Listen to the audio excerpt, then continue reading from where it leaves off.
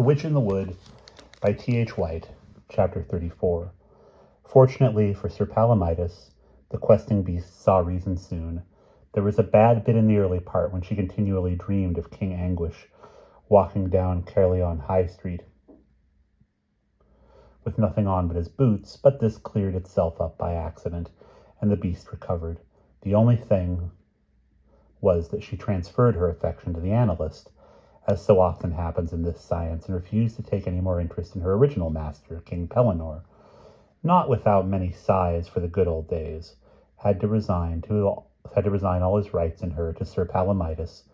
And this is why, although Malory clearly tells us that only a Pellinore could catch her, we always find her being pursued by Sir Palomides in the latter parts of his book. In any case, it makes very little difference who could catch her, because nobody ever did. In the long march southward towards Caerleon, with jitters swaying and the mounted escort jogging under flapping pennon-sills, was exciting for everybody. Saint Terelivec and Mother Morland walked along behind the royal conveyance, and Sir Palomides was delighted at being able to see the marriage after all, and the questing beast brought up the rear, keeping a tight eye on the Paynim for fear of being let down once again. If the match was exciting for the children, the metropolitan glories of Caerleon were enough to take their breath away. Here round the king's castle there were streets, not just one street, and castles of dependent barons and monasteries, chapels, churches, cathedrals, markets, merchants' houses. There were hundreds and hundreds of people in the streets, all dressed in blue or red or green or any bright color, with shopping baskets over their arms, or driving hissing geese before them, or hurrying hither and thither in the livery of some great lord. There were bells ringing, clocks smiting in belfries, standards floating, until the whole air above them seemed to be alive. There were dogs and donkeys and palfreys, caparisoned with priests, and farm wagons whose wheels creaked like the Day of Judgment, and booths with solid gilt gingerbread, etc., and shops where the finest bits of armor in the very latest fashions were displayed. There were silk merchants and spice merchants and jewelers. All the shops had painted trade signs hung over them, like the inn signs which we have today. There were servitors carousing outside wine shops, and old ladies haggling over eggs, and itinerant cads carrying cadges of hawks for sale, and portly aldermen with gold chains, and brown ploughmen with hardly any clothes on except a few bits of leather, and leashes of greyhounds, and strange eastern men selling parrots, and pretty ladies mincing along in high dunces' caps, with veils floating from the top of them, and perhaps a page in front of the lady carrying a prayer book if she was going to church. Caerleon was a walled town, so that all this excitement was surrounded by a battlement which seemed to go on for ever and ever. The wall had towers every 200 yards, and 4 great gates as well. When you were approaching the town from across the plain, you could see the castle keeps and the church spires springing out of the wall in a clump like flowers growing in a pot. King Arthur was delighted to hear of his old friends once again, and to know of Pellinore's engagement. Pellinore was the first knight he had ever taken a fancy to when he was quite a small boy, and he decided to give the dear fellow a marriage of unexampled splendor. The Cathedral of Caerleon was booked for it, and no trouble was spared that a good time should be had by all. The pontifical nuptial high mass was celebrated by such a galaxy of cardinals and bishops and nuncios that were not teeming with violet and scarlet and incense and little boys ringing silver bells. Okay, I missed a sentence. The pontifical nuptial high mass was celebrated by such a galaxy of cardinals and bishops and nuncios that there seemed to be no part of the immense church which was not teeming with violet and scarlet and incense and little boys ringing silver bells. Sometimes a boy would rush at a bishop and ring a bell at him, and sometimes a nuncio would pounce on a cardinal and cense him all over. It was like a battle of flowers. Thousands and thousands of candles blazed before the gorgeous altars in every direction. The blunt, accustomed holy fingers were spreading little lace tablecloths, or holding up books, or blessing each other thoroughly, or soaking each other with holy water, or reverently displaying God to the people. The music was heavenly, both Gregorian and Ambrosian, and the church was packed. There were monks and friars and abbots of every description standing about in sandals among the knights, whose armor flashed by candlelight. There was even a Franciscan bishop wearing gray with a red hat. The copes and mitres were almost all of solid gold cloth crusted with diamonds, and there was such a putting of them on and taking of them off that the whole cathedral rustled.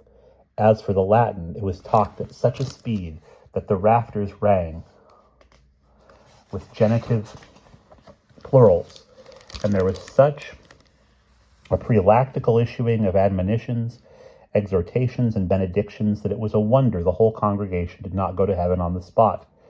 Even the Pope, who was as keen as anybody that the whole thing should go off with a swing, had kindly sent a large number of indulgences for everybody he could think of. It was a superb affair. After the marriage came the wedding feast. King Pellinore and his queen, who had stood hand in hand throughout the previous ceremony with Sir Terelevec and Mother Morland close behind them, all four quite dazzled with candlelight and incense and aspiration, were propped up in the place of honor and served by King Arthur himself on bended knee. You can imagine how charmed Mother Morland was. There was peacock pie, jellied eels, fried liver and bacon, Devonshire cream, curried unicorn, iced fruit salad, and 2,000 side dishes. There were speeches, song, healths, and bumpers. A special courier arrived at full speed from Northumberland, marked urgent, and delivered a message to the bridegroom. He said, "Best wishes from Merlin. Stop! The present is under the throne. Stop! Love to Aglavale, Percival, Lamorak, Dornar." When the excitement over this kindly message had died down, the wedding present had been found. It proved to be a lampshade, as usual. Some round games were immediately arranged for the younger members of the party. In these a small page of the king's household excelled. He was the son of Arthur's ally, King Ban of Benwick, and his name was Lancelot. There was bobbing for apples, shovelboard, titter-totter, and a puppet or motion play called Mac and the Shepherds, which made everybody laugh. After this, Sir Terelevec brought out his shillelagh with a merry laugh and stunned the bishop. Finally, at a very late hour, the party broke up at last after a feeling rendering of Old Lang Syne, and King Pellinore was sick on the spot, and the new Queen Pellinore put him to bed, explaining that he was overexcited. Far away in Northumberland, Merlin jumped out of his bed.